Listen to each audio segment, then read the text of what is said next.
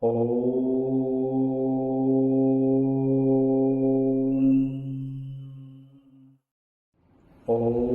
श्री राम, जय सनातन। मैं हूं जेपी सिन्हा और आप देख रहे हैं सनातन कथाएं अंक 10। इस अंक में हम जानेंगे कि कैसे बहन शूर्पणखा के श्राप से भाई रावण का नाश हुआ था।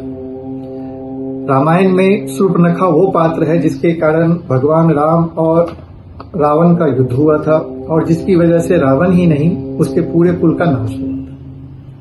शूर्पणखा भी रावण के अंत का एक कारण मानी जाती है। इसके पीछे उसके द्वारा रावण को दिया गया एक श्राप भी है। शूर्पणखा से जुड़ी ऐसी कई बातें हैं जिसके बारे में लोग बेहद कम जानते हैं, जैसे कि शूर्पणखा का विवाह किससे हुआ था, उसने रावण को श्राप क्यों दिया था। तो आइए थोड़ा विस्तार से जानते हैं इसके बारे में। लेकिन आगे बढ़ने से पहले आप सबसे निवेदन है कि वीडियो को ज्यादा से ज्यादा लाइक और शेयर करें और चैनल को सब्सक्राइब करें, जिससे कोई भी नया वीडियो अपलोड होते ही आप तक नोटिफिकेशन अपने आप आ जाए। ज्यादातर लोग शूर्पणखा को केवल रावण की बहन के तौर पर जानते हैं, जिसके अपमान का बदला लेने के लिए रावण ने माता सीता का हरण किया था और जिसके परिणाम स्वरूप उसका भगवान राम के हाथों वध हुआ।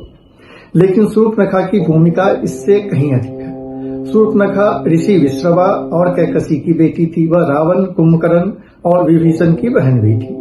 वह बहुत सुंदर और बड़ी नाखूनों वाली स्त्री थी। बचपन में शूर्पणखा का नाम मीनाक्षी था, क्योंकि उसकी आंखें मछली के समान सुंदर थी। उसे चंद्रमुखी के नाम से भी जाना जाता था। सूप जैसी नाखून होने के कारण उसका नाम शूर्पणखा पड़ा। उसके अन्य नाम दीक्षा और चंद्रनखा भी हैं। शूर्पणखा आसुरी विद्या में माहिर थी और कोई भी रूप धारण कर सकती थी। हम सभी जानते हैं कि पंचवटी दंडकारण्य में जब श्री राम, लक्ष्मण और सीता जी के साथ वनवास काट रहे थे, तभी एक दिन शूर्पणखा ने प्रभु राम को देखा और उन पर मोहित हो गई। उसने श्री राम से विवाह की इच्छा जताई। राम ने खुद को विवाहित बताया तो वो लक्ष्मण के पास गई। लक्ष्मण ने न केवल उनके प्रस्ताव को ठुकरा दिया, बल्कि शूर्पणखा की नाक भी काट दी।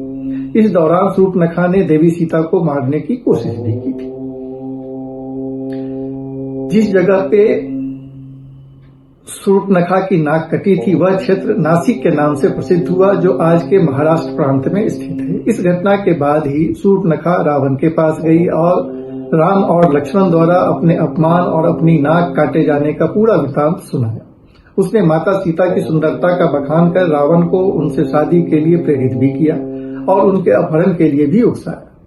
हम सभी जानते हैं कि कैसे रावण ने इसके बाद सीता जी का हरण किया, उन्हें लंका ले आया और कैसे श्री राम ने हनुमान और सुग्रीव की मदद से रावण का वध किया और सीता जी को लंका से वापस लेकर आए।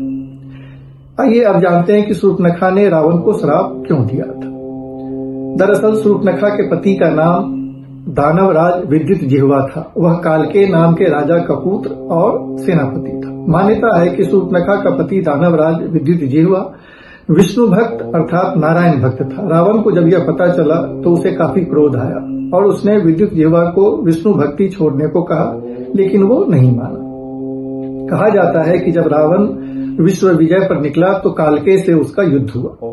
दानवराज विद्युतजिह्वा कालकेय का सेनापति था, अतः इस युद्ध के दौरान रावण का सामना शूर्पणखा के पति विद्युतजिह्वा से भी हुआ। रावण को मौका मिला और युद्ध में उसने विद्युतजिह्वा का वध कर दिया।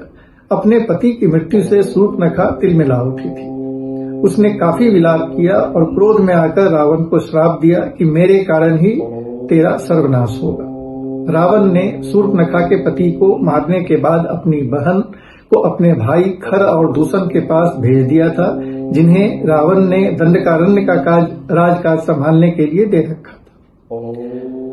और यहीं दंडकारण्य में कैसे शूर्पणखा की मुलाकात राम, लक्ष्मण और सीता से होती है और कैसे लक्ष्मण शूर्पणखा की नाक काट देते हैं, इसका जिक्र हम वीडियो के आरंभ में कर चुके। धन्यवाद। आप सबसे अनुरोध है कि अगर आप अपने पसंद की कोई लघु कथा सुनना चाहते हैं तो कृपया कमेंट बॉक्स में अवश्य लिखें। हम उसे आप तक लाने की पूरी कोशिश करेंगे। जय श्री राम, जय सनातन।